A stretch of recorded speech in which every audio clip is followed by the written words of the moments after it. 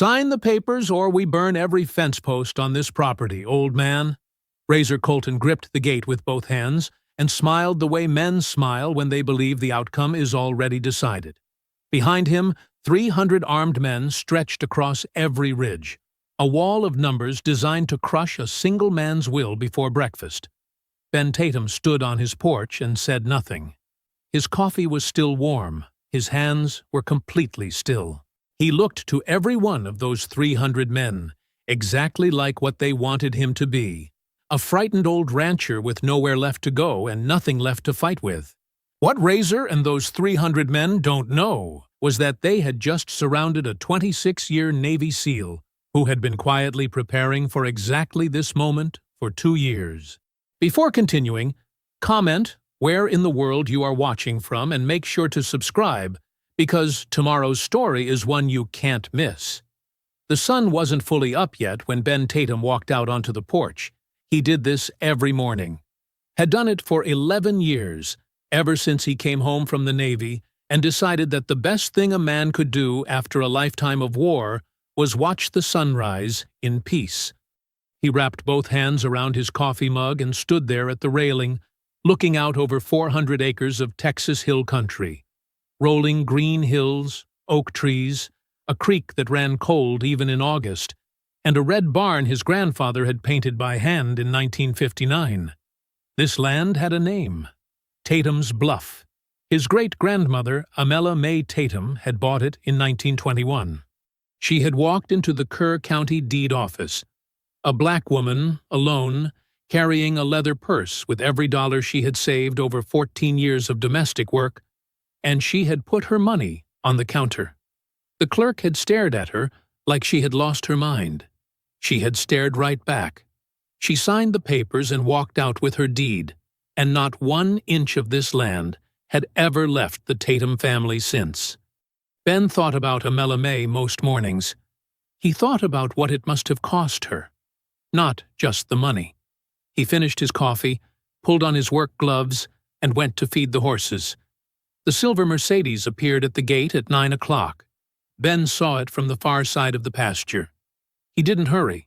He finished filling the water trough, patted the brown mare on her neck, and walked back toward the house at his own pace. The man standing at the gate wore a gray suit that probably cost more than Ben's truck. He was holding a manila folder, and he was smiling. The kind of smile that was really just a warning dressed up in good manners.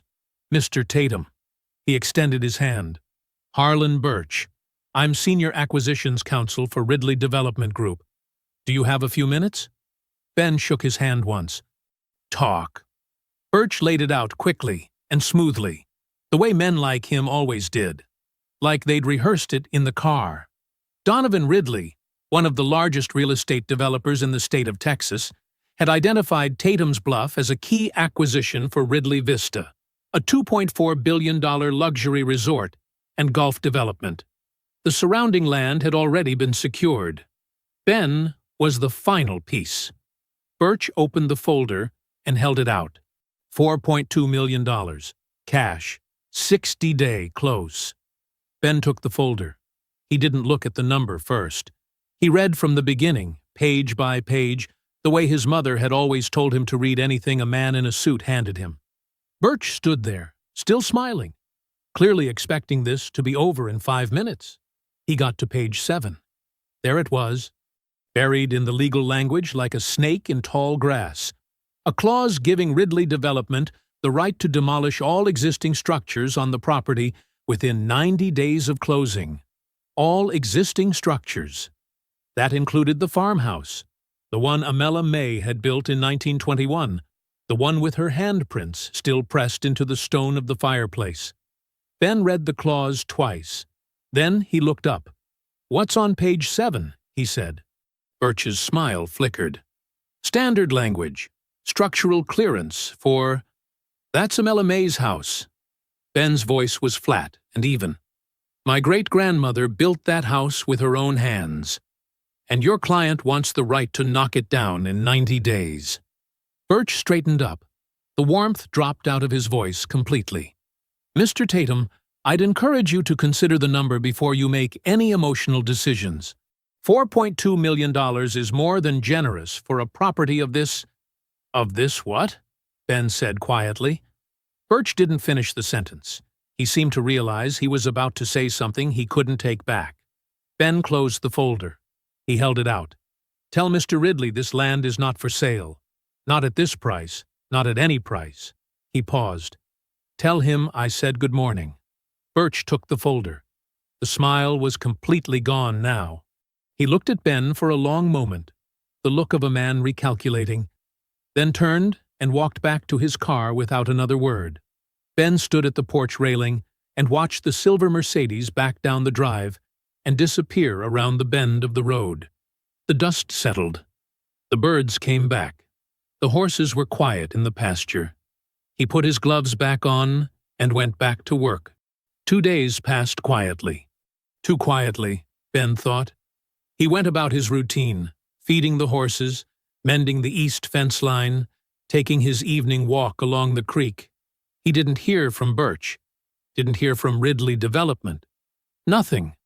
Just silence, and the kind of stillness that made the hair on the back of his neck stand up, because he'd learned a long time ago that silence wasn't always peace.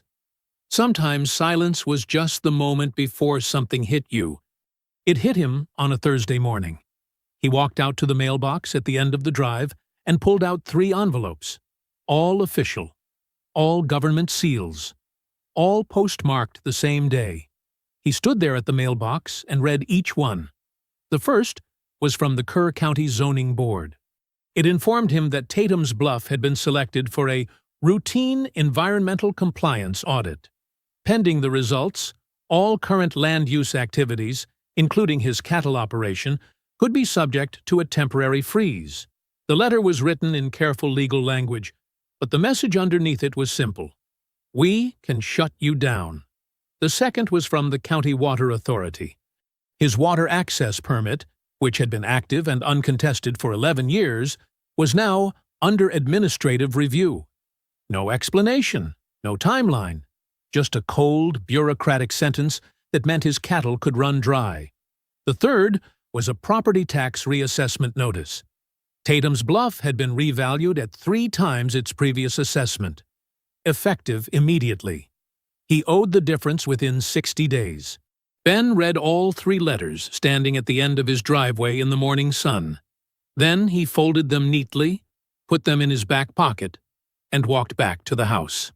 Calvin pulled in just before noon in his old gray Honda, 2 bags in the back seat, and a law school textbook on the passenger seat. He was 29, tall like his grandfather, with his grandmother's eyes and a wide, easy smile that Ben had always loved. The smile faded the moment he walked into the kitchen and saw the 3 letters laid out on the table. He picked up the zoning notice first, then the water letter, then the tax assessment. His jaw tightened with each one. Grandpa, he set them down. These didn't all arrive by accident. No, Ben said. They didn't. This is coordinated. Calvin pressed his finger on the table. Same postmark. 3 different agencies. All targeting the same property on the same day, 2 days after you turned down a $4 million offer. He looked up. This is Ridley. Ben poured 2 cups of coffee and set one in front of his grandson. He didn't look alarmed. He didn't look angry. He looked the way he always looked. Steady, like a man standing on solid ground while everything around him moved. I know, he said. He picked up his phone and called Elena Vance. She picked up on the second ring. Elena had been a Kerr County deputy for 16 years. She was one of the few people in this county Ben trusted completely. He told her about the letters. There was a pause on her end, the pause of someone choosing their words carefully on an open line. Ben, she said quietly, I can't say much right now. But what I can tell you is that what you're describing didn't come from any of those agencies on its own. The pressure is coming from somewhere above the sheriff's office. Another pause. Be careful. She hung up. Ben called Reverend Dorothy May Anson next. She was 71 years old, had lived in this county her whole life, and had seen things that would make younger people give up entirely. She never had. When he described the 3 letters, she didn't hesitate. "Baby, I've seen this exact playbook twice before," she said, her voice sharp and clear as a church bell. "They did it to the Henderson family in 2009, lost their farm in 8 months. Did it to the Morales family before that. They always come with lawyers first, and when the lawyers don't work, they find a legal crowbar." She paused. "You watch yourself, Ben." He thanked her and set the phone down. Calvin was still standing at the table looking at the letters. Outside, the afternoon light was turning gold over the pasture. "What do we do?" Calvin asked. Ben sat down across from him. He looked at the 3 envelopes spread out on Amela May's table, the same table she had sat at, in this same kitchen, in 1921, after a county that didn't want her there told her she didn't belong. He thought about her. "We don't panic," he said. "And we don't move." Ben was up before the sun again. Calvin found him at the kitchen table at 5:30 in the morning, not with coffee this time, but with the phone pressed to his ear and a yellow legal pad in front of him, covered in neat, small handwriting. Calvin stood in the doorway in his socks, sleep still on his face, listening. "Yes," Ben was saying. "The full 40 acres surrounding the structure. That's what we discussed." A pause. "And the registry publication, that goes through today?" Another pause. A single nod. "Thank you, Dr. Whitfield." He hung up. Calvin crossed to the coffee maker. "Who's Dr. Whitfield?" "Professor of Texas History at UT Austin." Ben capped his pen. "We've been working together for about 6 months." Calvin turned around slowly. 6 months.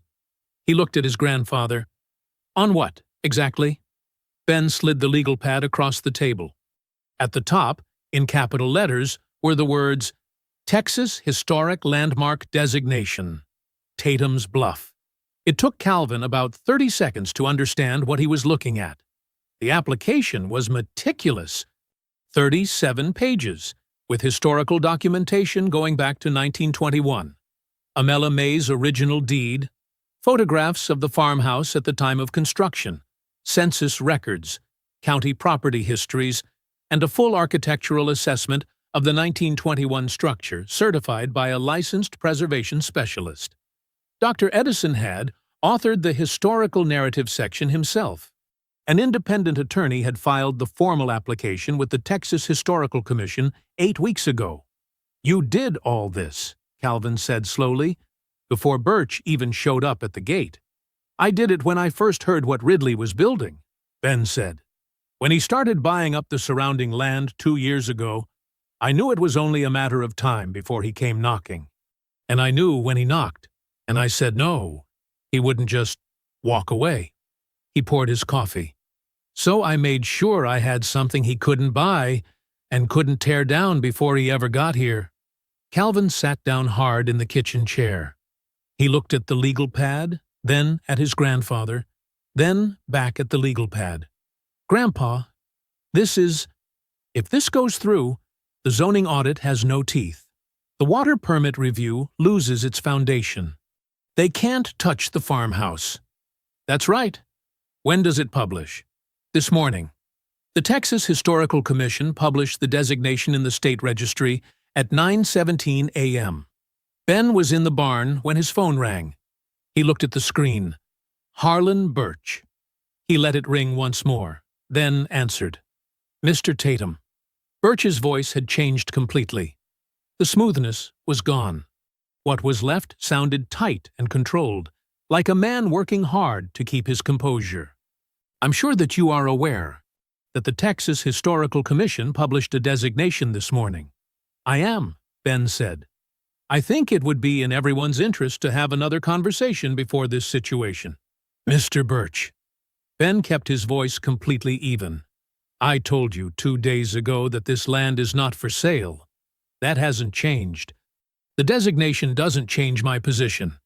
It just means your client has fewer options than he thought he did." He paused. "Have a good day." He ended the call and set the phone back in his shirt pocket. When he came back into the house, Calvin was standing at the kitchen counter with both hands wrapped around his coffee mug, staring out the window at the pasture. "He called," Calvin said. It wasn't a question. He called. "What did he say?" "Not much worth repeating." Ben washed his hands at the sink. "Hand me that dish towel." Calvin passed it over. He was quiet for a moment.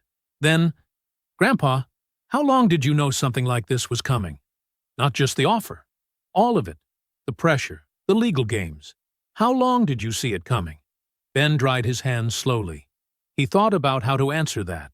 He thought about dark rooms in Ramadi, about waiting, about the particular discipline of a man who had learned that the worst thing you could do when danger was building was to react before the moment was right. "Long enough to get ready," he said.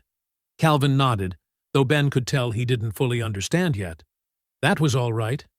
He would. That evening they ate dinner together at a Melamay's table. Fried chicken, greens, cornbread. Simple food that tasted like home. Calvin was looser now, easier on his shoulders, laughing at something on his phone. Ben ate quietly and watched the window. The ridge to the east was empty. The road was still. But Ben Tatum had spent 26 years learning the difference between a threat that was finished and a threat that was only getting started. He kept watching. Calvin went to bed at 10:30.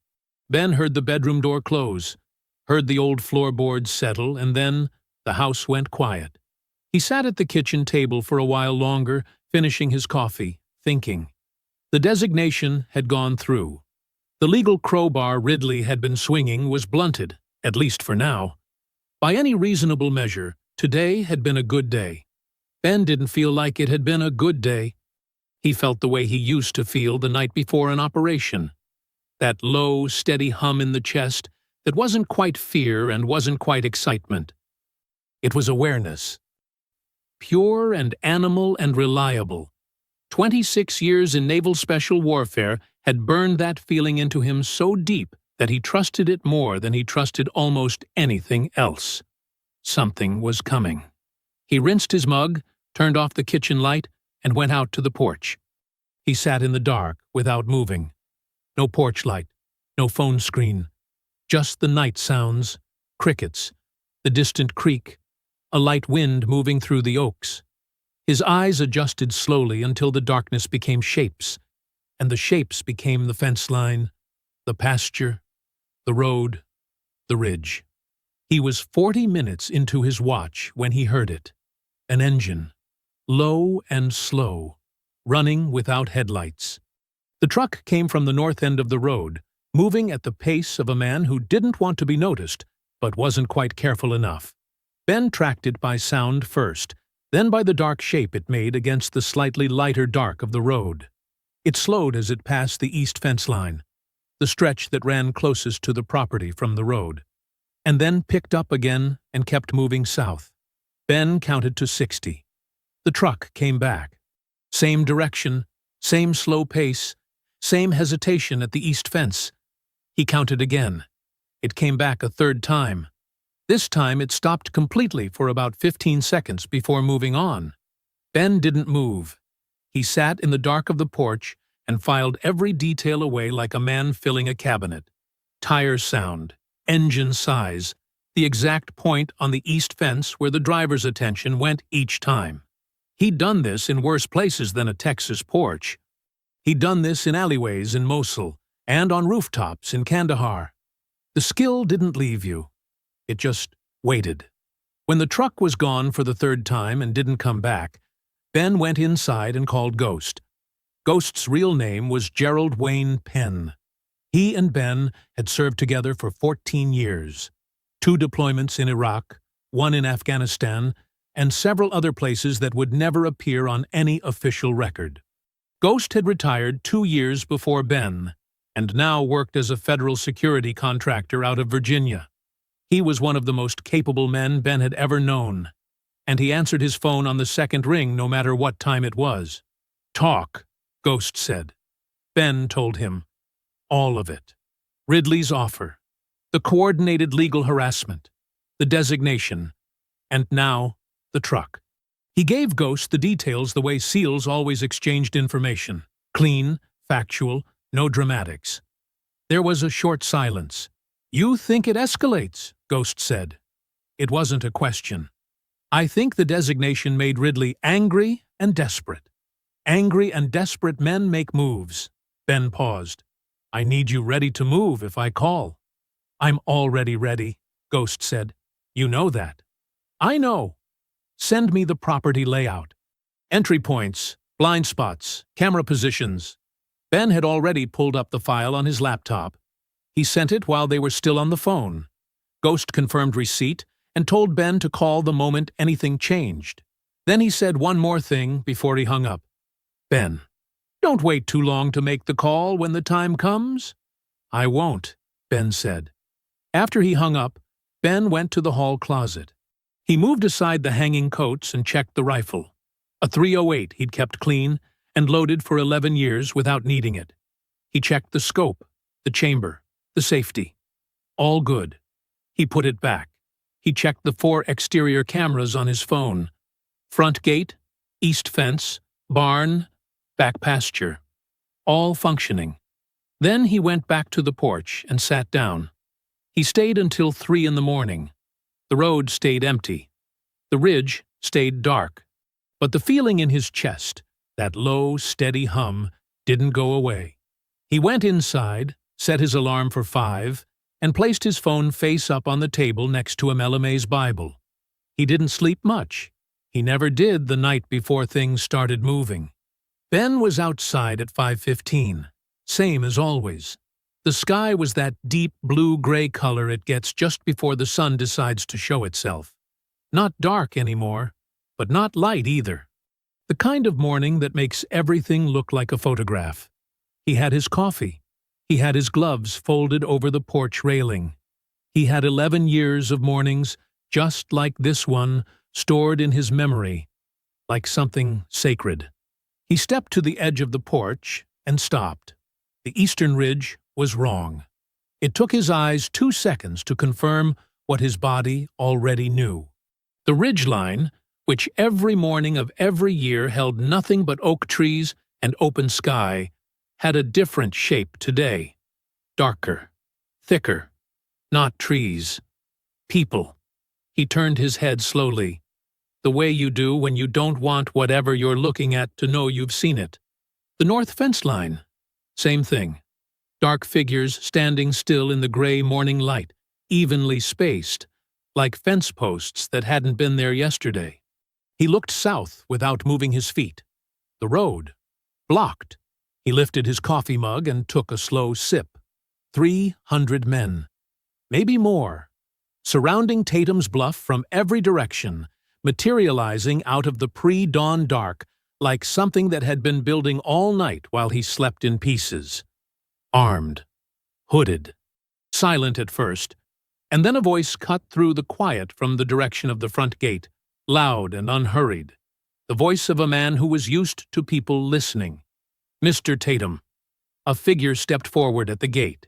Medium height, compact build, moving with the easy confidence of someone who had never once in his adult life been told no. My name is Razor. Mr. Ridley would like to revisit the conversation you had with Mr. Birch. Ben didn't answer. He heard the back door open behind him.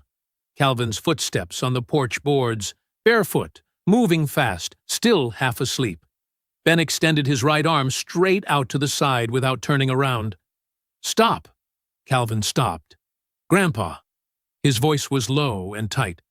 What is basement? Ben didn't raise his voice, didn't turn around.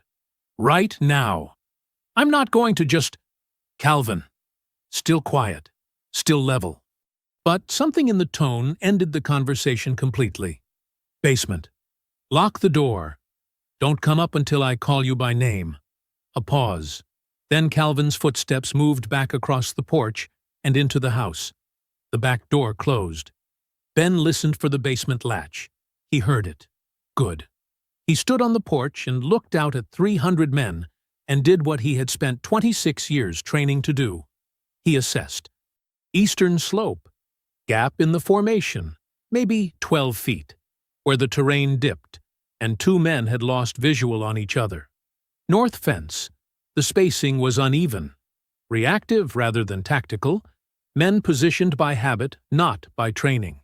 The communication between them was sloppy. He could see heads turning, men checking with each other, no clear signal discipline. They were intimidating. They were numerous. But they had never in their lives faced a man who had held a defensive position in Ramadi for 11 hours with 3 wounded teammates and no air support. They were not military. He was. He had the entire property layout memorized the way other men memorized their children's birthdays. Every entry point, every sightline, every bottleneck. He had run scenarios in his head for 2 nights. He knew exactly where they were strong, and he knew exactly where they were not. Razor's voice came again from the gate, louder this time, with an edge in it. "Mr. Tatum, I'd encourage you to come down here and talk. This doesn't have to be difficult." Ben set his coffee mug down on the porch railing. He looked out at the ridge, the road, the fence lines. He looked at all of it, all 300 of them, and he felt something move through him that wasn't fear, wasn't anger, and wasn't desperation. It was clarity. The deep, clean, uncomplicated clarity of a man who has been preparing for a moment for a very long time and has just watched that moment arrive exactly as expected. He looked at Razor across 40 yards of open Texas ground, and Ben Tatum smiled. Not the smile of a man who had run out of options, not the smile of surrender or defeat or a man trying to hide how scared he was. The smile of a man who had just been handed the engagement he was built for. Razor stared at him. The smile didn't move. Ben turned and walked back into the farmhouse. Not fast, not slow. The same unhurried pace he used when he walked to the barn every morning. Razor's men were watching him from every direction, and the most important thing a man could do in that moment was make sure none of them understood what they were looking at. Let them think he was scared. Let them think he was shaking inside that house, scrambling, falling apart. Men who thought they had already won stopped paying attention to the details, and the details were exactly where Ben Tatum intended to win this thing. He sat down at a Mela May's kitchen table, picked up his phone, and made the first call. 911. What is your emergency? This is Ben Tatum at Tatum's Bluff Ranch, off County Road 187. I have approximately 300 armed men surrounding my property. I need law enforcement on site immediately. A pause that lasted just a beat too long. Sir, I have your location. I'm dispatching a unit now. The woman's voice was flat. Professional in the way that people are professional when they've been told exactly what to say. Please be aware that response times in rural areas can be between 45 minutes to an hour. 45 minutes, Ben repeated. To an hour? Yes, sir. He thanked her and hung up. 45 minutes to an hour. For 300 armed men surrounding a private residence. He filed that away. The flatness of her voice, the rehearsed quality of it, the pause before she spoke. That pause told him everything. Somebody had made a call before he did. He dialed Elena Vance. She picked up before the first ring finished. Ben, I know. Her voice was hushed and tight, and there was wind in the background. She was outside. I'm on County Road 187, about a quarter mile from your south gate. I've been here since 4:30. You got a tip? Anonymous. Last night. A pause. Ben, I've already called the Texas Ranger Station in Kerrville and the FBI field office in San Antonio. Both calls are in motion. Her voice dropped even lower. But I need you to know, my sheriff just sent me a text telling me to stand down, to observe only, and make no contact. What are you going to do? A short silence. I'm already out of my car, she said. I'm staying. Ben closed his eyes for 1 second. Thank you, Elena. Don't thank me yet. I'm one deputy with a sidearm and a bad feeling. She paused again. Ben, who are these people? How many are we actually talking about? 300, give or take. Iron Spur. Razor Colton is at the gate. He heard her sharp intake of breath. She knew the name. "Call me if anything moves," he said, and hung up. Tratiporn, the third call, rang twice. "Send coordinates," Ghost said. No hello. No, how bad is it? Just the clean, direct language of a man who had already been awake, already been thinking, already been ready since the moment Ben called him 2 nights ago. Ben sent the coordinates, the camera feeds, and the property layout file in one message while Ghost stayed on the line. "I'm looking at it," Ghost said. There was the sound of movement, a door, keys. "Eastern Slope has a gap." "I know. Their comm discipline is garbage." "I know that too. How's Calvin?" "Basement. He's good." "Rangers are coming?" Elena made the call. Timeline is unclear. "FBI?" "Same. Might be slow." Ben kept his voice even. "I need you moving, Ghost." "I've been moving since you said the word coordinates." A car engine started in the background. "I've got someone with me." "Old friend? He'll want to talk to you when we get there. Don't argue with him about it." "Who?" "Someone you trust," Ghost said. "That's all you need right now." The line went dead. Ben set his phone on the table. Outside, Razor's voice drifted through the window again. Louder now, impatient, the politeness completely gone. "Mr. Tatum, I'm not a patient man. You've got about 10 minutes before this gets a lot less comfortable for you." Ben looked at the phone. 3 calls, Rangers coming, FBI notified, Ghost moving, 3 wheels turning. He stood up, straightened his shirt, and walked back to the porch. Below his feet, through the floorboards, he could hear Calvin moving in the basement. Working. Good. The boy had his grandfather's instincts, even if he didn't know it yet. Ben put his hands on the porch railing and looked out at Razor's men spread across his land like a stain. He had been in tighter spots than this. He just needed time. The first hour of the standoff was silence, not peaceful silence, the kind of silence that has weight to it, the kind that presses down on everything like a sky before a storm. Razor's men held their positions along the ridge, the road, and the fence lines, and Ben held his position on the porch, and nobody moved, and nobody spoke, and the morning light kept growing stronger, like it didn't know or care what was happening underneath it. Ben counted minutes the way he used to count them on Overwatch. Steady, patient, one at a time. Razor was testing him. That was clear. This whole display, 300 men standing in formation at dawn, wasn't an assault. It was a theater. It was the kind of pressure designed to work on a man's mind before it ever touched his body. The waiting, the watching, the sheer weight of numbers. Razor had done this before, and it had worked before. Because most men, when they looked out at 300 armed people surrounding everything they owned, eventually came off the porch and started negotiating.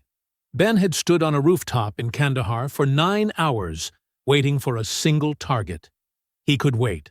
Then Razor got tired of waiting. He gave a signal. One hand, low, almost casual, and 2 men at the east fence line moved forward. They had wire cutters. Ben watched them from the porch without moving.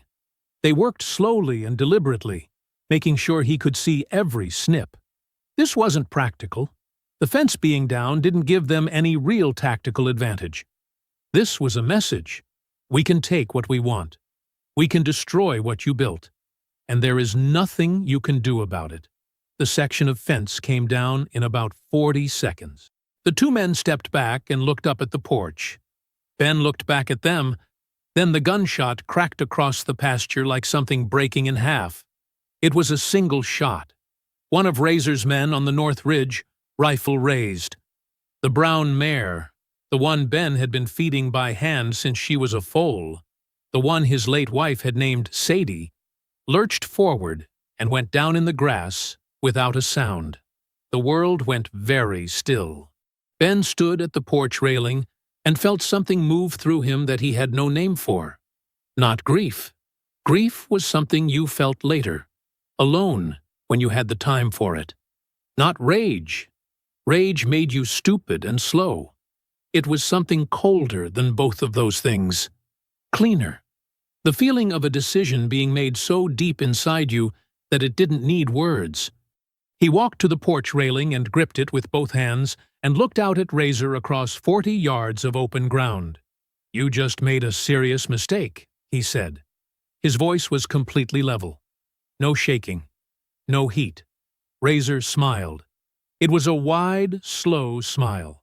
The smile of a man who thought he had just watched someone break. He turned to the men on either side of him and said something Ben couldn't hear. They laughed. Others along the fence line laughed too. The easy, contemptuous laughter of people who believed the situation was already decided. They saw a 58-year-old rancher gripping his porch railing. They did not see the after-action report from Ramadi, 2006. They did not see the Silver Star citation, 3 paragraphs of which were still classified. They did not see 11 hours of night fighting with 3 wounded men and ammunition running low and not one single moment of panic in the man who held the position until dawn. Ben let them laugh. Below the kitchen floor, Calvin had heard the shot. He was sitting on the basement floor with his back against the wall and his laptop open on his knees when the sound came through the ceiling like a fist. He flinched so hard he almost dropped the computer. His heart was slamming. His hands were shaking when he picked up his phone and typed the text. "Grandpa, are you okay?" He stared at the screen. 1 minute? 2 minutes? The 3 dots appeared. Disappeared. Appeared again. "I'm fine. Stay down. Keep working." Calvin exhaled. His hands were still shaking. He pressed them flat against his knees, took 3 slow breaths, and turned back to his laptop. If he couldn't be up there with his grandfather, he was going to find every single piece of ammunition he could from down here. He opened the Ridley Vista Environmental Impact Study and started reading. Calvin had always been good at research. It was the thing his professors noticed first. Not just that he was smart, but that he was thorough. The kind of student who didn't stop at the first answer, but kept pulling threads until the whole picture came apart in his hands. It made him a good law student. Right now, crouched on the basement floor of his grandfather's farmhouse, with 300 armed men standing on the property above him, it might make him something more useful than that. He pulled up the Ridley Vista Environmental Impact Study on his laptop. It was a public document, filed with the county as part of the development approval process and available through the Texas Commission on Environmental Quality's online database. 214 pages, dense with charts, water table measurements, soil composition data, projected runoff calculations. The kind of document most people looked at for 30 seconds before their eyes glazed over. Calvin read it the way Ben had taught him to read anything important. From the beginning. Every page. He was on page 47 when he found the first number that didn't sit right. It was in the aquifer projection table, a set of figures showing the projected annual draw on the local water table from the Ridley Vista Resort once it was fully operational. Golf courses used enormous amounts of water. Everyone knew that. But the number in the study was less than half of what Calvin's basic calculations suggested it should be, based on the square footage of the planned course and standard industry water use figures he'd learned in an environmental law seminar 2 semesters ago. He stopped, went back, read the footnote. The footnote referenced a 2021 hydrological survey conducted by Ridley Development's own consultants, Meridian Environmental Group. It cited that survey as the basis for the water draw projections. Calvin searched for the Meridian survey in the document. It wasn't there. Referenced but not attached. Not included. He sat with that for a moment. Then he called Dr. Reyes. Dr. Shane Reyes was a professor of environmental science at UT Austin who had testified in 3 major Texas water rights cases and had once described Ridley Development's environmental practices in a published paper as aggressively optimistic. Calvin had taken her groundwater law seminar in his 2nd year. She answered on the 4th ring, her voice sharp and alert despite the early hour. "Calvin, why are you calling me at—" She stopped. "Where are you?" I'm in my grandfather's basement." He kept his voice low and steady. "Dr. Reyes, I'm looking at the Ridley Vista EIS. The aquifer draw projections are citing a 2021 Meridian Hydrological Survey that isn't attached to the document. The numbers don't match standard draw rates for a development this size." A pause. "Pull up the USGS water table database. Kerr County. Cross-reference against the Edwards Trinity aquifer monitoring data from the last 5 years." Calvin was already typing. He found the database, found Kerr County, found the monitoring data. He pulled the coordinates for Tatum's Bluff specifically and looked at what came up. His stomach dropped. "Dr. Reyes." His voice came out quieter than he intended. "The aquifer beneath my grandfather's land isn't just feeding his property." "No," she said. "It isn't. This is showing it as a primary recharge zone for the entire Edwards Trinity system in this section of the county." He scrolled through the data, reading fast. 6 communities are drawing from this. 6. He found the township breakdowns and his chest tightened, including Millbrook Heights and Rio Seco, both of which already have compromised municipal water infrastructure. Dr. Reyes said quietly, "There are 40,000 people on this aquifer." "At least," she said. "Calvin, what you're looking at is not a data gap. I've seen the Meridian survey, the original one, not the version that got filed. I was asked to peer review it 2 years ago and then never heard anything more about it. The original survey flagged exactly what you're finding. The development as designed would draw down and introduce contaminant risk into the primary water source for that entire corridor." She paused. "That finding was not in the document that got filed with the county." Calvin sat very still on the cold basement floor. "They buried it," he said. "Someone did," Dr. Reyes said carefully. "I can send you the original survey. I kept my copy." "Please," Calvin said. "Right now." He stared at the screen while the email came through, hands no longer shaking, past shaking now into something harder and more focused than fear. He typed the text to Ben with his thumbs moving fast. "Grandpa, the aquifer, 40,000 people." Ridley buried the report. He hit send, closed the Ridley document, and opened a new window. He had a lot more digging to do. The Texas sun had climbed high and mean by the time the Rangers arrived. Ben heard the engines before he saw the vehicles. 2 white Ford F-250s coming up County Road 187 from the south, moving fast, dust rising behind them in the afternoon heat. He tracked them from the porch without changing his posture. Razor's men saw them too. He watched the ripple move through the formation, heads turning, shoulders shifting, the subtle but unmistakable body language of people recalculating. The trucks turned onto the Tatum's Bluff Drive and stopped just inside the gate. 2 Rangers stepped out, both in the gray uniforms, both with the unhurried, deliberate movements of men who had handled worse than this on worse days. The taller one, lean, weathered, somewhere in his mid-50s with a gray mustache and the kind of eyes that didn't miss much, walked toward the porch while his partner stayed near the vehicles and put eyes on the perimeter. "Mr. Tatum." He stopped at the base of the porch steps. "Sergeant Dale Hollis, Texas Rangers Company F. You want to tell me what we're looking at here?" Ben came down the steps and told him. He talked for 8 minutes. He gave Hollis everything: the offer, the coordinated legal harassment, the 3 simultaneous notices, the designation, the nighttime surveillance truck, the dawn encirclement, the fence, and Sadie.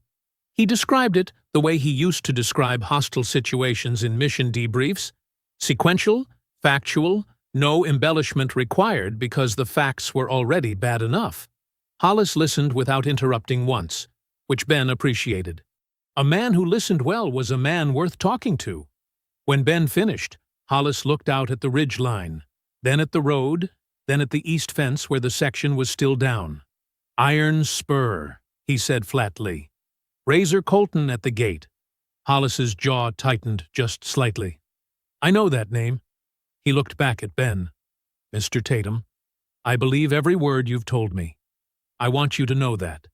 He turned to his partner and gave a nod. What happened next took less than 20 minutes. The Rangers didn't charge anyone, didn't draw weapons, didn't need to. Hollis walked directly to the front gate and spoke to Razor in a voice Ben couldn't fully hear from the porch, but could read by the way Razor's posture changed. The easy confidence drained out of him like water from a tipped glass. He glanced past Hollis toward the two Ranger vehicles, toward the radio equipment, toward the cameras, toward the paper trail that Rangers always brought with them. And he made the calculation that men like him always made when the math stopped working in their favor. He gave the signal. That same low, casual hand movement.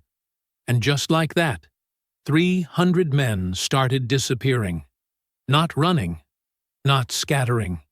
Just dissolving, peeling off the ridgeline in twos and threes, pulling back from the road, fading into the surrounding terrain with the practiced ease of people who had done this particular vanishing act before.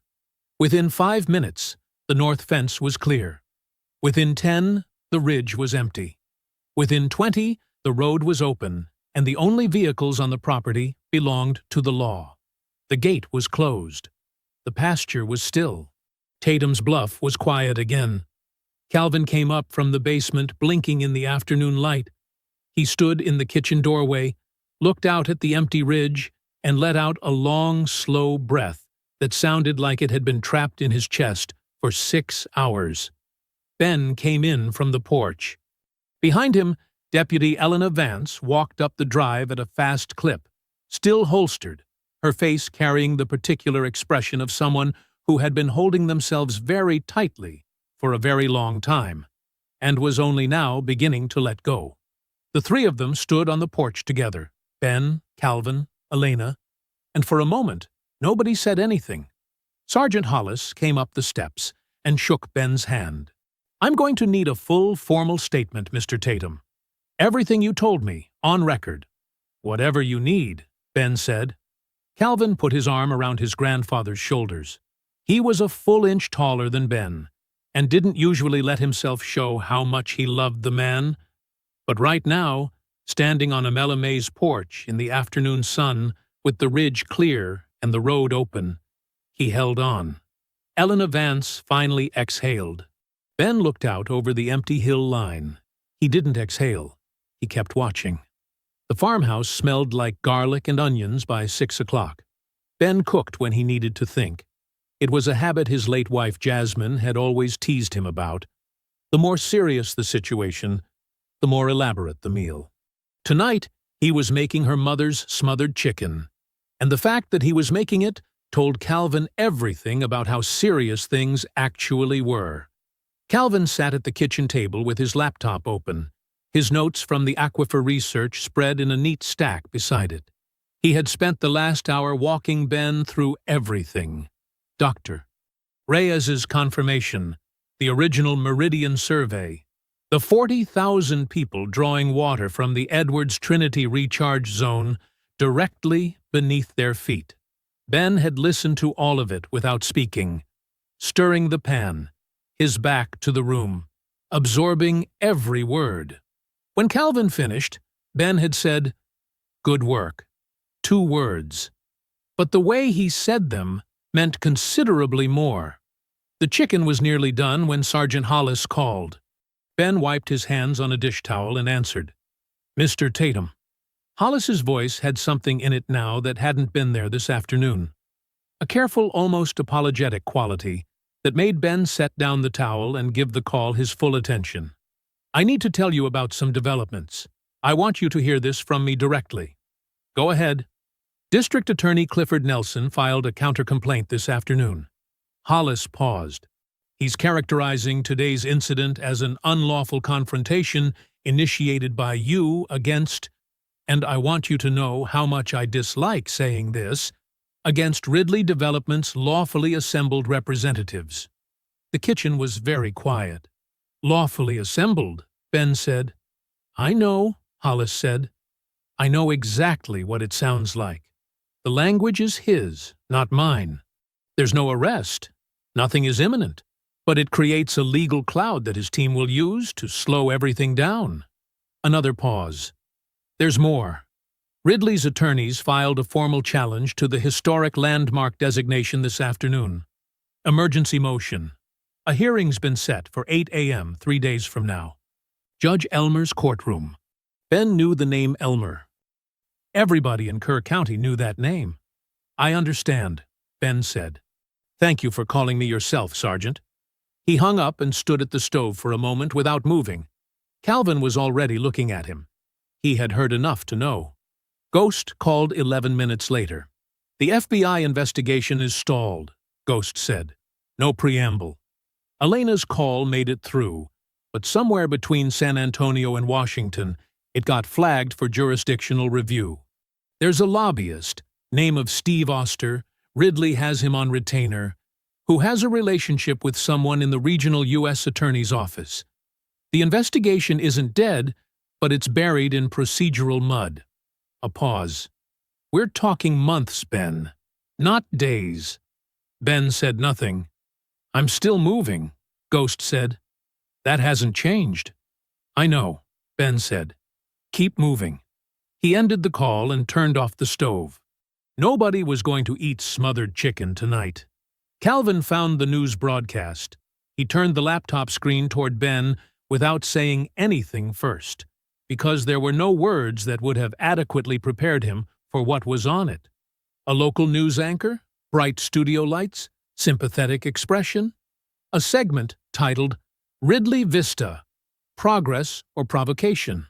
And then Ben's face on the screen.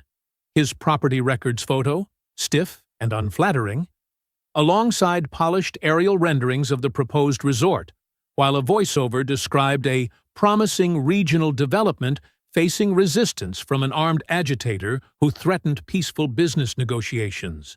His name, his property, his face, reframed completely, inverted. The man who had been surrounded on his own land by 300 armed men was now the aggressor in a story written entirely by the people who sent those men. Ben watched the full segment without speaking. When it ended, he reached over and closed the laptop gently, the way you close a door on something you don't want in your house anymore. Calvin was on his feet. Grandpa, we have to. Sit down, Ben said quietly. Calvin sat. Ben pulled out a chair and sat across from his grandson at Amela May's kitchen table, the same table she had sat at in 1921, in a county that didn't want her, after a deed office clerk had stared at her like she had lost her mind. She had put her money on the counter anyway. She had signed anyway. She had stayed anyway. Ben looked at Calvin. They want a fight in the courts and the press, he said. Good. He folded his hands on the table. That's where I was always going to win. Ben didn't sleep that night. He didn't try to. He made a fresh pot of coffee, pulled every document he had from the locked filing cabinet in the bedroom, 11 years of careful, methodical record-keeping, and spread it all across Amela May's kitchen table. Letters, legal filings, campaign finance records he'd printed from public databases, photographs, dates, names. Every communication from Ridley's office since the first approach 2 years ago, organized chronologically in a series of manila folders with handwritten tabs. Calvin came back downstairs at 9, took one look at the table, and sat down without being asked. Elena Vance knocked on the door at 9:30, still in her uniform, technically off-duty, but carrying herself like a woman who hadn't decided to stop working yet. Ben poured her coffee without asking. Reverend Dorothy May Anson arrived at 10 with a covered dish of cornbread and her leather address book, the one she'd been filling since 1974, thick as a Bible and twice as well used. She set both on the counter, looked at the table covered in documents, and nodded once like she had been expecting exactly this. All right, she said, settling into a chair. Let's get to work. Ben stood at the head of the table and laid it out. We have 4 moves, he said. Each one matters. Together, there's something Ridley can't contain. He held up one finger. Calvin's aquifer data, Dr. Reyes's original Meridian survey, the USGS cross-reference, all of it goes to 3 national journalists tonight. Not local, national. He looked at Calvin. Ghost has contacts at a Washington investigative desk, a Houston environmental reporter who broke the Midland water story in 2019, and a New York outlet that covered the Flint crisis. All 3 are serious people. He set a printed list on the table. This isn't a local story about a land dispute. This is a federal story about a billionaire who knowingly planned to poison the water supply of 40,000 people, a majority of them Black and Latino. That story runs itself. Calvin was already pulling up his files. Ben held up a second finger. Everything in these folders, every letter from Ridley's office, every legal filing, every notice, cross-referenced against these. He laid down 3 pages of printed campaign finance records, each line highlighted in yellow. County DA Clifford Nelson, Judge Barry Elmer, 3 of 5 Kerr County Zoning Board members, all with documented financial connections to Ridley Development Group or its subsidiaries, all a matter of public record for anyone willing to spend 2 weeks pulling the filings. This goes to the Texas Rangers Public Integrity Unit, Ben said. Not the county, not Nelson. State level, directly to the unit commander in Austin, tonight. Elena, I need your help getting it to the right hands. Elena was already writing a name and number on the back of a napkin. I know exactly who to call, she said. Third finger. Ben turned to Reverend Dorothy May. 12 families, he said. She opened her address book. Over the next 40 minutes, she walked the table through 12 separate cases, 12 families across Kerr County, and 2 neighboring counties who had faced coordinated legal and financial pressure from Ridley Development over the past decade. Lost permits, manipulated assessments, zoning changes that appeared from nowhere. 3 families who ultimately sold under duress. All documented. All with records. All, when Reverend Dorothy May called them tonight, willing to go on the record for the first time. They've been waiting for someone to go first, she said quietly. Ben, you're going first. The 4th move Ben saved for last. He told them about the recording. 2 years ago, during a separate water rights dispute involving a neighboring property, a Ridley Development senior executive named Warren Alders had a phone conversation with a Kerr County official that Ben's attorney had legally obtained through a discovery process that was later settled privately. On that recording, Alders discussed using what he called community pressure to move holdout landowners off targeted properties. The language was careful, but it wasn't careful enough. Ben had held it for 2 years, waiting for the right moment. That moment, he said, is 7 a.m. tomorrow morning. The table was quiet for a beat. Then Elena said, "You built all of this before any of it started." Ben sat down. He picked up his coffee. "I built it when I saw what was coming. I've been in situations where the only ammunition I had left was what I'd prepared before the shooting started." He looked around the table, at Calvin, at Elena, at Reverend Dorothy May's steady, knowing eyes. You prepare. You wait. And then, when the time comes, you don't hesitate. They worked until 3 in the morning. Amala May's table, covered in documents, 4 people bent over it by lamplight, building something Donovan Ridley had no idea was coming. The last lamp was still burning at 4 in the morning when headlights swept across the kitchen window. Ben was at the table, still working, a cold cup of coffee at his elbow. Calvin had fallen asleep in his chair an hour ago, head resting on his folded arms, laptop still open beside him. Elena was on the couch with her notepad on her chest, eyes closed. Reverend Dorothy May had gone home at midnight after making 11 of her 12 calls.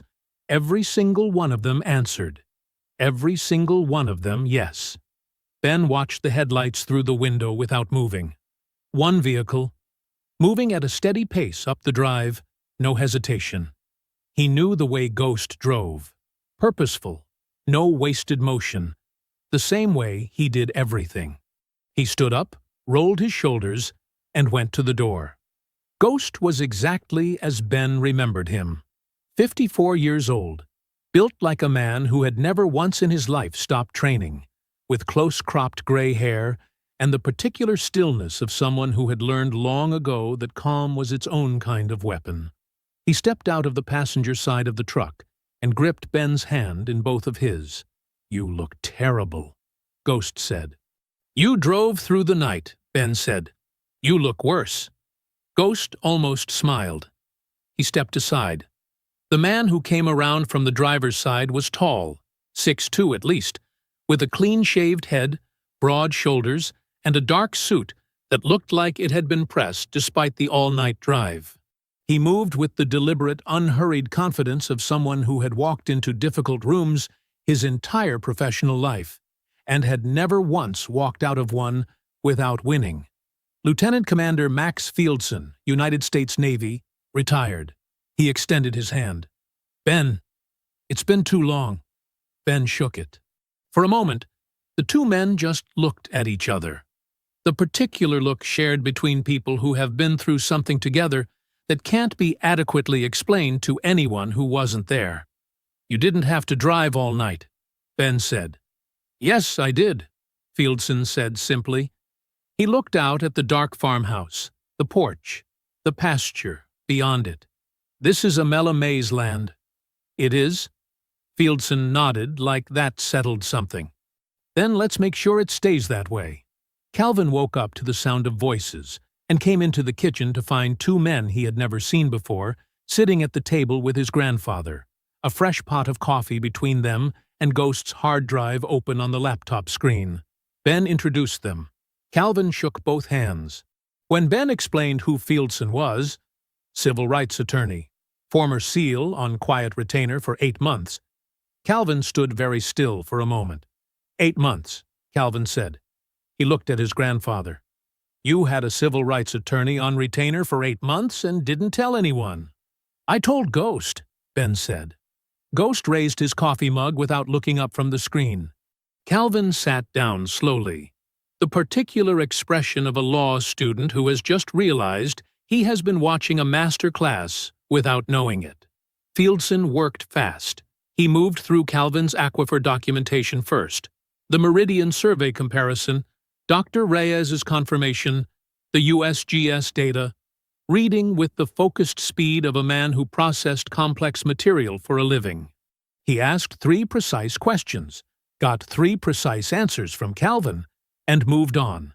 He reviewed Ben's campaign finance cross-references, the coordination evidence, the 12 family testimonies Reverend Dorothy May had collected. He listened to 30 seconds of Warren Alders's recorded conversation with the county official and set the phone down on the table. "This is a federal case," he said. "Civil rights violations, environmental fraud, coordinated coercion. We filed today." By 6 in the morning, Fieldson was on the phone with 3 national journalists. Ghost had confirmed their credentials and their editorial independence 2 days ago. A Washington investigative reporter, the Houston environmental journalist who had broken the Midland water contamination story, and a national outlet with a civil rights desk that had covered every major environmental justice case in the South for 15 years. All 3 confirmed attendance at a 7 a.m. press conference at Tatum's Bluff. Elena called the Texas Rangers Public Integrity Unit commander at 6:15. The investigator who answered was already aware of the situation. He would be at the courthouse by 8 with a subpoena. At 6:45, Ben went upstairs and changed into a clean shirt. He came back down and stood at the kitchen window, both hands wrapped around his coffee mug, watching the first light come up over the eastern ridge, the same ridge that 24 hours ago had been lined with 300 armed men. It was empty now, just oak trees and open sky and the first pale gold of a Texas sunrise breaking over Amela May's land. He stayed at the window until the light was full. Then he turned around and went to the porch. It was time. The journalists arrived at 6:55, 3 of them in 2 vehicles, parking at the gate with the careful, unhurried efficiency of people who had covered serious stories before. and knew that serious stories required serious preparation. They set up quickly, a small portable podium that Ghost had driven through the night to bring, 2 cameras on tripods, a digital recorder on the railing. Professional, clean. The kind of setup that said, this is not a local news segment. This was something else entirely.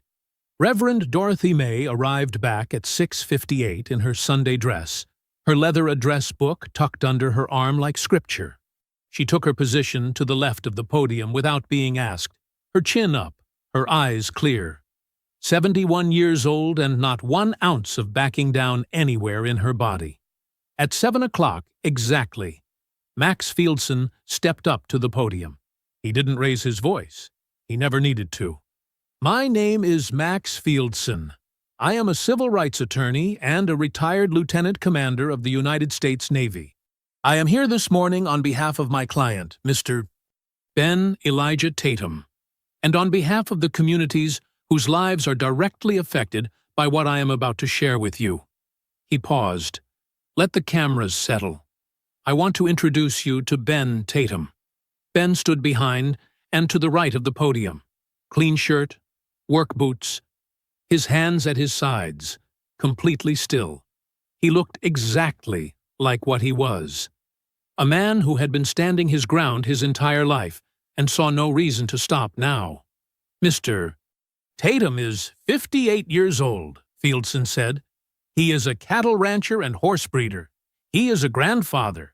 He is the great-great-grandson of Amela Mae Tatum, who in 1921 became one of the first black women in Kerr County, Texas, to hold a property deed, land she purchased with 14 years of her own savings, in a county that made clear it did not want her to have it.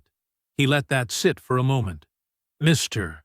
Tatum is also a 26-year veteran of United States Naval Special Warfare. He holds 2 Purple Hearts and a Silver Star. The Silver Star citation, in part, remains classified. One of the journalists, the woman from the Washington desk, glanced up from her recorder toward Ben. He looked back at her without expression. Yesterday morning, Fieldson continued, Mr. Tatum stood on the porch of his great-great-grandmother's farmhouse while 300 armed men surrounded his property at the direction of Donovan Ridley and Ridley Development Group in response to Mr. Tatum's refusal to sell land that his family has held for over 100 years. He picked up the first document from the stack beside him. What I am presenting this morning is not a complaint. It is a case. A federal case filed today in the Western District of Texas. He went through it methodically, each piece landing like a stone. The suppressed Meridian Environmental Survey, Dr. Reyes's confirmation, the USGS data showing the Edwards Trinity Recharge Zone directly beneath Tatum's Bluff, the primary water source for 6 surrounding communities, 2 of them predominantly Black and Latino, with already compromised municipal infrastructure. 40,000 people. He named all 6 communities out loud, slowly, so every recorder in front of him caught every word. He presented the campaign finance records. He named D.A. Clifford Nelson. He named Judge Barry Elmer. He named 3 members of the Kerr County Zoning Board. He laid the documented financial connections between each of them and Ridley Development Group on the podium like evidence at trial. Because that is exactly what it was. Then he picked up Ben's phone and pressed play on Warren Alders's recorded conversation. The courtyard was absolutely silent while it played. When it finished, Fieldson set the phone down. That recording was obtained legally. It will be submitted as exhibit evidence in today's federal filing. He turned to Reverend Dorothy May. She stepped forward and read 12 names, 12 families, 12 properties, 12 stories of coordinated coercion across a decade. Her voice was steady and strong and did not waver once. When she finished, Fieldson looked directly into the cameras. We are filing today on charges of coordinated civil rights violations, environmental fraud, and criminal coercion. We are naming Donovan Ridley, Ridley Development Group, and 6 Kerr County officials individually. He gathered his papers. This land belongs to the Tatum family. It has always belonged to the Tatum family. And as of this morning, the entire country knows why. Calvin stood just inside the porch doorway, watching his grandfather. Ben hadn't moved once through the entire 22 minutes.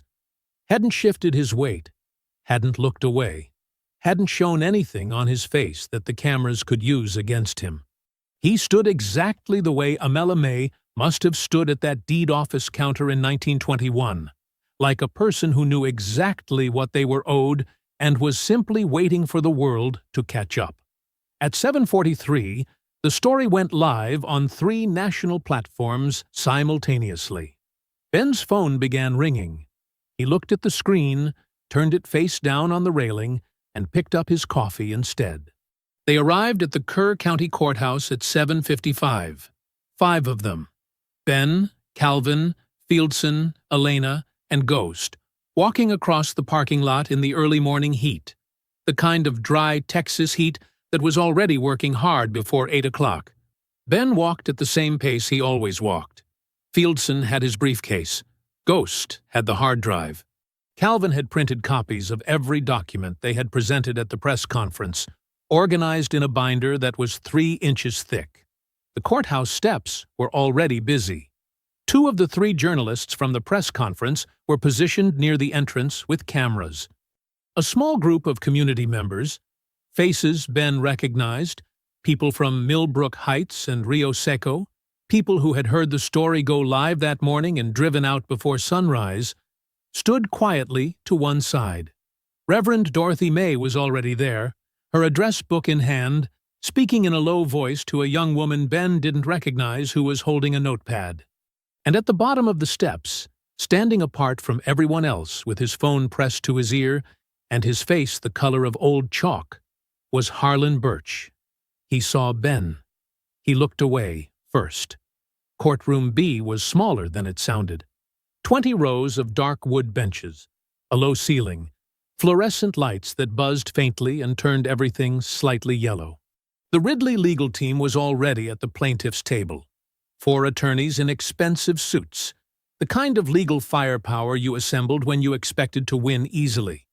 They had a paralegal and 2 interns. They had matching leather portfolios. They arranged themselves with the practiced ease of people who had been in this room before and knew exactly how it worked.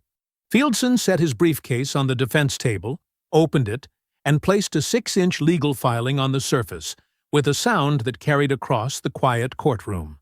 One of the Ridley attorneys glanced at it, then at Fieldson. Something moved behind his eyes that wasn't quite confidence anymore. In the gallery, the 2 journalists settled into the front row. Behind them sat the Texas Rangers public integrity investigator, a compact, serious-faced man named Nash, who had arrived at 7:45 with a subpoena folded in his breast pocket. He nodded at Elena when she came in. She nodded back. Calvin sat at the defense table beside Fieldson and kept his hands flat and still on the surface, the way Ben had taught him to sit when he needed to look like he had already won. Judge Barry Elmer entered at 8:03. He was 61, silver-haired, with the comfortable authority of a man who had run this courtroom unchallenged for 19 years. He settled into his chair, adjusted his glasses, and looked out at the room. His eyes moved across the gallery. The journalists, Investigator Deering, the community members who had packed the last 4 rows. They moved to the defense table, to Fieldson's 6-inch filing, to Ben sitting behind the rail with his hands folded and his eyes steady. Elmer's face did not change, but something behind it did. He looked down at his papers. He looked up again. He removed his glasses, cleaned them, and replaced them. A small gesture, a thinking gesture, the gesture of a man running rapid calculations that weren't going well for him. He leaned toward his clerk and exchanged 4 quiet words. The clerk nodded and left through the side door. At 8:11, Judge Barry Elmer cleared his throat. "Before these proceedings commence," he said carefully, "I am recusing myself from this matter, effective immediately, citing an appearance of potential conflict of interest. This case will be reassigned. The Ridley attorneys went very still. One of them started to rise. Your Honor, we would respectfully object. Counsel! Elmer's voice was flat. Sit down. The attorney sat down. The substitute judge, the Honorable Sasha Morrison, brought in from Kendall County, with no financial ties to Ridley Development or anyone connected to it, took her seat at 9:15. She reviewed the historic landmark designation documentation for 40 minutes. She listened to Fieldson's argument for 11 minutes. She asked 4 specific questions, 2 to Fieldson, 2 to the Ridley team, and received 4 answers, 2 of which satisfied her and 2 of which clearly did not. At 10:22, she sustained the designation. Tatum's Bluff, all 400 acres, permanently protected under the Texas Historic Landmark Statute. The Ridley legal team gathered their matching leather portfolios in silence. They exited the courtroom without speaking to the press. Birch, waiting in the hallway, fell into step beside the lead attorney. Ben watched them through the courtroom window as they crossed the parking lot. On the courthouse steps, journalists called Ben's name from 3 directions at once. He stopped on the top step and looked out at them. Cameras up. Recorders extended. The small crowd of community members from Millbrook Heights and Rio Seco, watching from the side, some of them with their hands pressed together, some of them with tears on their faces that they weren't bothering to wipe away. Ben looked at all of them and said the only thing that needed to be said. Amela Mae Tatum bought that land in 1921. His voice was steady and clear. It belongs to our family. A pause. It always will. He descended the steps. Calvin took his arm at the bottom, and the 2 of them walked to the truck together. The courthouse crowded with cameras behind them, both of them quiet, the morning wide open ahead. The sun was going down over Tatum's Bluff. Ben sat on the porch in the same chair he had sat in every evening for 11 years, coffee in hand, watching the light change over Amela Mae's land the way it always did at this hour. Gold first, then copper, then a deep, burning orange that turned the oak trees into silhouettes and made the creek glitter like something precious down in the valley below. Calvin was beside him in the other chair, his long legs stretched out, his suit jacket folded over the railing. He had loosened his tie sometime between the courthouse and home and hadn't bothered with it since. He looked exhausted, and 20 years older than he had 4 days ago, and Ben thought that wasn't entirely a bad thing. Some ages you earn. Neither of them spoke for a while. They just sat and watched the light go. The consequences came the way consequences always come, when the truth finally has enough room to move. Not all at once, but in a steady, unstoppable sequence, each one arriving before the last one had fully settled. The first 3 called before sunset. 3 Ridley Vista institutional investors, 2 real estate funds and a Texas-based private equity group, issued identical statements within hours of each other, announcing the suspension of their commitments pending comprehensive due diligence review. Ridley Development's communications team released a response that used the words confident and committed 4 times in 2 paragraphs, which meant they were neither. The EPA called the following morning. A formal inquiry into the Ridley Vista environmental impact study had been opened, specifically regarding the discrepancy between the filed aquifer projections and the original Meridian survey. Dr. Reyes had submitted her documentation voluntarily and on record. The inquiry was not a suggestion. It had teeth. By the end of the week, the Texas Attorney General announced a state investigation into Ridley Development Group's conduct in Kerr County and 2 neighboring counties covering a decade of land acquisition practices.